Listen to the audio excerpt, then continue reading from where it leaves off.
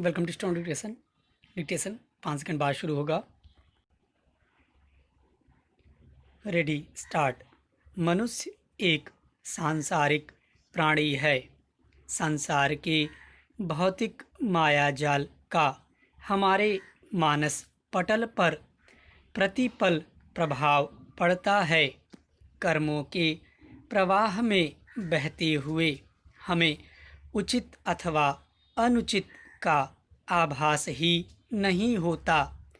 ऐसी विकट परिस्थितियों में आत्मचिंतन ही मनुष्य को मानसिक शक्ति प्रदान करता है। आत्मचिंतन स्वयं को परखने की प्रक्रिया है। हमारे ग्रंथों में ऋषियों ने आत्मचिंतन को स्वाध्याय भी कहा है। यह स्वयं के द्वारा स्वयं की चिकित्सा है। यह अंतस पर पड़े हुए तामसिक विचारों की परत को अलग कर देता है। Para change. प्रतिदिन कुछ समय आत्मचिंतन अवश्य करना चाहिए, जिससे हमें अपनी त्रुटियों का बोध होता रहे। आत्मचिंतन से जीवन में नई ऊर्जा का संचार होता है। मनुष्य के अंतःकरण पर अशुभ कर्मों का जो प्रभाव पड़ता है, आत्ममंथन से उसे अतिशीघ्र दूर किया जा सकता है।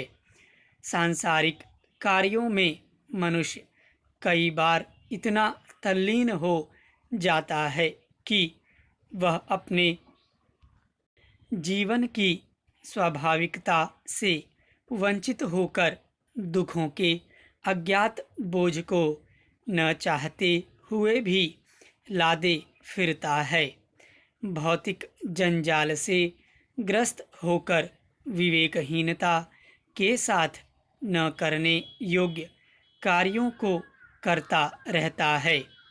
यह स्थिति मनुष्य के जीवन के आनंद को क्षीण कर देती है। Para change.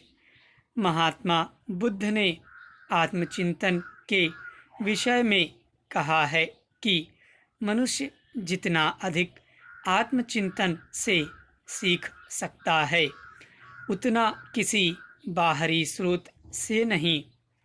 आत्मचिंतन की प्रवृत्ति वाला मनुष्य सदा ही अपने दोषों को सूक्ष्मता से देखता है तथा उनको अपनी आत्मिक शक्ति से दूर भी करने में समर्थ होता है।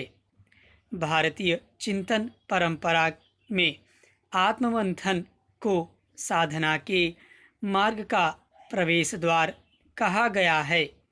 आत्मचिंतन से मनुष्य नर से नारायण तथा पुरुष से पुरुषोत्तम की पदवी को प्राप्त कर सकता है।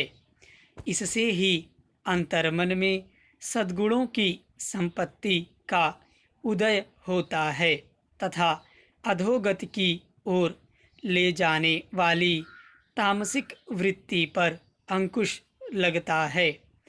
आत्मिक चिंतन मनुष्य जीवन को आध्यात्मिक आनंद की अनुभूति की ओर ले जाता है। स्टॉप।